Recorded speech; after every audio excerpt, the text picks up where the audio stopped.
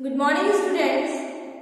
आज हम पढ़ेंगे वसंत भाग 1 के पाठ 14 लोकगीत और इसके जो लेखक हैं वो है भगवत शरण उपाध्याय। भगवत शरण उपाध्याय जी ने लोकगीत के माध्यम से क्या समझाने का प्रयास किया है, आज हम उसको देखेंगे। तो आपका पाठ है लोकगीत। लोकगीत, लोक यानी लोग, गीत यानी गीत, यानी लोगों के द्वारा गाए जाने वाले गीत, लोगों के गीत। अब लोगों के गीत, लोकगीत में एक अपना ही अलग सुर, स्वाद और अंदाज होता है जो सुनने वाले के अंदर एक एकदम रोमांच और उत्साह भर देता है। अब यहाँ पे नगर नगर, शहर शहर और स्पेशली गांव गांव में हर प्रकार के जो फंक्शन होते हैं, चाहे वो बच्चे का जन्म हो, मुंडन हो, शादी ब्याह हो, है ना, जवारे विसर्जन हो, तीज त्योहार हो, किसी भी प्रकार के त्योहार होते हैं, वहां पे इन लोगों के द्वारा गाया जाता है अपनी अपनी भाषाओं में, वो कहलाता है लोकगीत।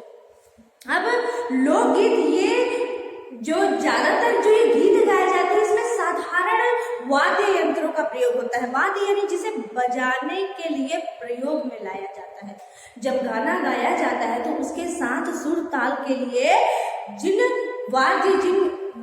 यंत्रों का प्रयोग किया जाता है बजाने के लिए, वो वाद्य यंत्र है। अब इसमें साधारण ढोलक, झांझ, करताल, मजीरा, बांसुरी आदि की मदद ली जाती है ना।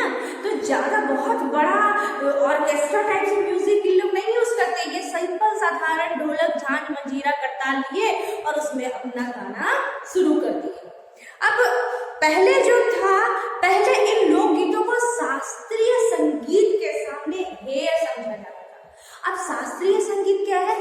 शास्त्रीय संगीत ये है जो हमारे भारत की जो शास्त्रीय संगीत यानी कि इसको बोलने या गाने के लिए शिक्षा, एक विशेष प्रकार की शास्त्रीय संगीत शिक्षा लेना पड़ता है शास्त्रीय संगीत की, और वह कम समय के लिए, कम से कम आपको 5 से 6 साल स्पेशली आपको देना पड़ेगा उस शास्त्रीय संगीत को सीखने के लिए। और इसमें बहुत ज्यादा मेहनत करनी पड़ती है, डीप मेहनत होता है इसमें, ये नॉर्मली ऐसे नहीं सीख सकते, है ना।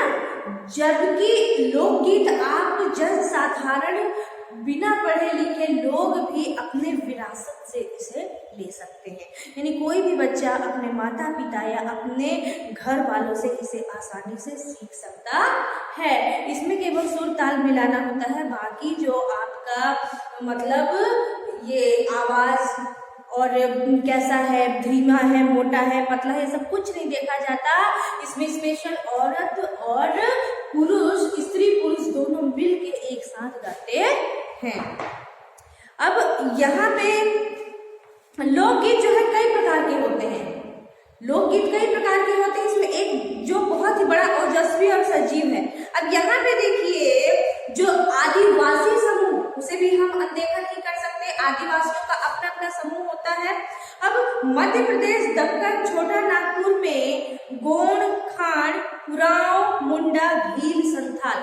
अब आपका मध्य प्रदेश बोलिए, छोटा नागपुर का पठार बोलिए, दक्कन का पठार बोलिए, इधर आपके पूरे जो इलाके हैं स्पेशली एमपी के, ये पूरे जनजातियों से भरा हुआ है। आपका छत्तीसगढ़ का इलाका जनजातियों से भरा हुआ है ना। इसमें मुख्यतः गोंड, खांड, कुराव, मुंडा, भील, संथाल इत्यादि ये सब फैले हुए हैं और इनके अपनी अपनी अलग बोली, भाषा और लोकगीत की पहचान मिलती है। इसके अलावा पहाड़ियों के अपने अपने गीत। भारत एक ऐसा देश है जो कदम कदम पर इनकी बोली, भाषाएं, भोजन, खान पान, मौसम इत्यादि चेंज मिलती है। अब ये तो था हमारे मध्य भारत का, है ना, जहाँ पे आपका बिहार, आपका मध्य प्रदेश, आपका कुछ महाराष्ट्र का हिस्सा और इधर के आपके यूपी के हिस्से, छत्तीसगढ़ का इलाका है, मध्य भारत के बीच में आ गया। अब इसलिए जब हम ऊपर जाते हैं तो वहाँ पे पहाड़ियों का, अब पहाड़ियों के अपने अपने गीत हैं, इनके अपने अपने भिन्न रूप होते हुए भी ये अशास्त्रीय होने के कारण इनमें एक समान भूमि है। अशास्त्रीय यानी कि इन्होंने कोई सीखा नहीं, इन्होंने उसके लिए शिक्षा नहीं ली, विशारद नहीं की, बल्कि अपने माता पिता या घर से इन्हें विरासत में मिल गई। तो ये समान से ही हुई, ये लोकगीत ही हुई।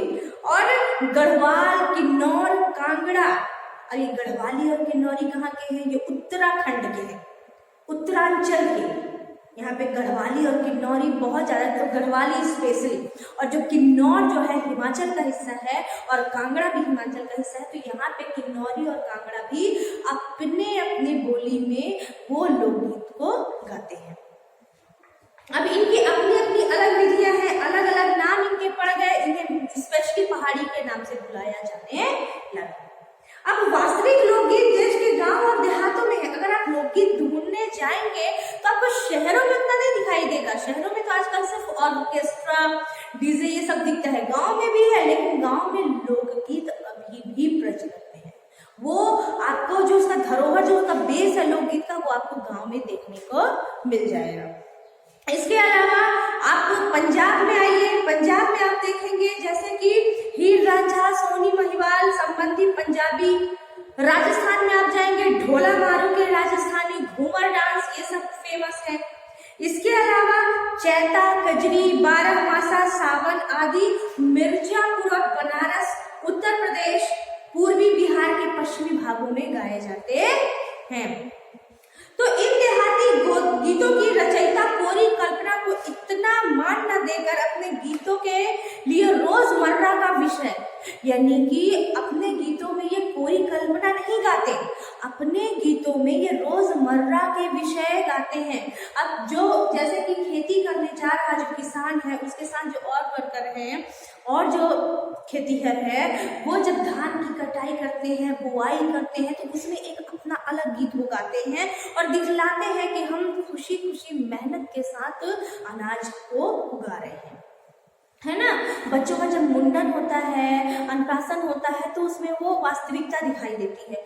शादी ब्याह है, और जो शादी ब्याह के समय जब वर पक्ष और वधु पक्ष जब मिलते हैं, तो उनमें गालियां भी दी जाती है। अब गालियां ऐसी नहीं कि गंदी और फुगड़, ऐसी नहीं, हंसी मजाक वाली गालियां, और जो परंपराओं से लगी हुई है वो सब दिखाई जाती है, उनके रिश्तों को दर्शाया जाता है।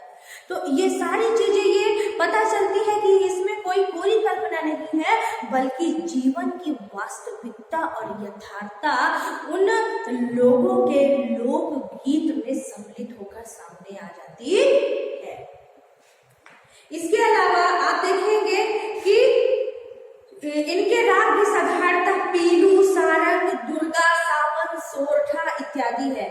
कहरवा, बिरहा, धोबिया आदि देहात में बहुत गाए जाते हैं और बड़ी भीड़ आकर्षित करते हैं।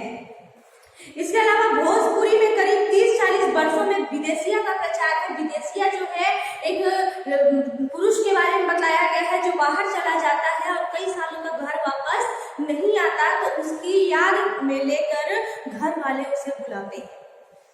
इसके अलावा जंगल की जातियों आदि के भी दल गीत अपने अपने होते हैं, जो वन में होते हैं, वन की पूजा करते हैं, वन देवी की पूजा करते हैं, और वो वहीं पर अपना उत्साह मनाते हैं, नाच गाकर, गीत गाकर इत्यादि।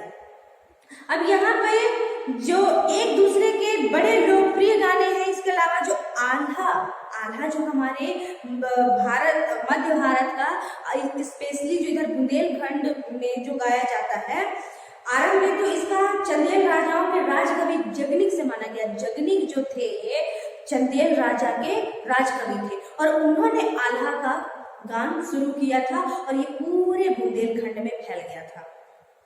आल्हा उधल की वीरता का आपने महाकाव्य में बखान किया, और निश्चय इसके छंद को लेकर जन बोली में उसके विषय को दूसरे देहाती कवियों ने भी, यानी कि जगनिक ने जो आल्हा के बारे में गाया, तो समय समय पर जो दूसरे देहाती कवि थे या गायक थे, उन्होंने उसे सुना। अब वो तो इंटरेस्टेड है गाने के लिए, तो वो जहां से सुने अपने खंड के गीतों को उन्होंने भी अपनी भाषाओं में गाना शुरू कर दिया।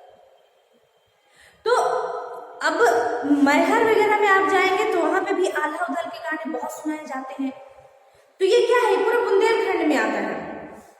इसके अलावा त्योहारों में नदियों में नहाते समय, नहाने जाते हुए, राह के, विवाह के, मटकोर यानी मागर माटी, जेवनार के, संबंधियों के लिए प्रेम युक्त गाली, जैसे मैंने आपको बताया, जन्म के समय, ये सारे जो है अलग अलग गीत हैं जो स्त्रियों के द्वारा गाए जाते हैं और ये विशेष अवसरों में गाए जाते हैं, बड़े उल्लास के साथ गाए जाते हैं। हमेशा हर समय अलग अलग त्योहार, अलग अलग तिथियां, अलग अलग समय के अनुसार ये गीत भी अलग अलग होते हैं और इसलिए जब ये गाए जाते हैं तो बड़े उत्साहित और रोमांचित करते हैं।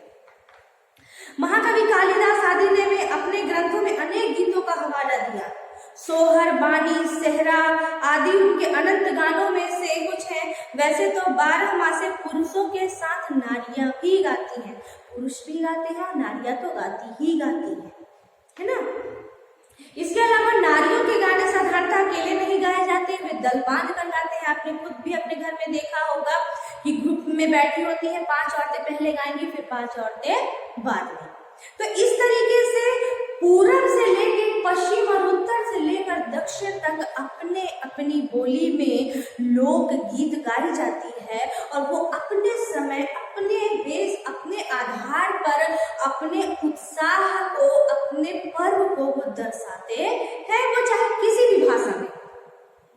और सबके, अब जैसे कि पूरब की बोलियों में अधिकतर मैथिल, कोकिल, विद्यापति के गीत गाए जाते हैं। विद्यापति एक कवि थे, मैथिली कवि थे और उनके गीत गाए जाते हैं, है ना। वहीं कलकत्ता में रविंद्र गीत गाए जाते हैं। तो मैथिल कवि वो तो अपनी भाषा में जो भी गाए, तो हर राज्य, हर क्षेत्र में, चाहे वो पूरब हो, चाहे पश्चिम हो, चाहे उत्तर हो या दक्षिण हो, हर राज्य में अपने अपने राज्य कवि या विद्यापति पाए जाते हैं। वो चाहे देहाती ही क्यों ना हो, लेकिन अपने आप में वो विद्यापति है, क्योंकि वो अपनी बोली को उठाकर अपने पर्व, अपनी तिथियों के आधार पर लोगों के सामने बड़े ही उल्लास से प्रस्तुत करता है और दूसरे लोगों को भी रोमांचित करता है।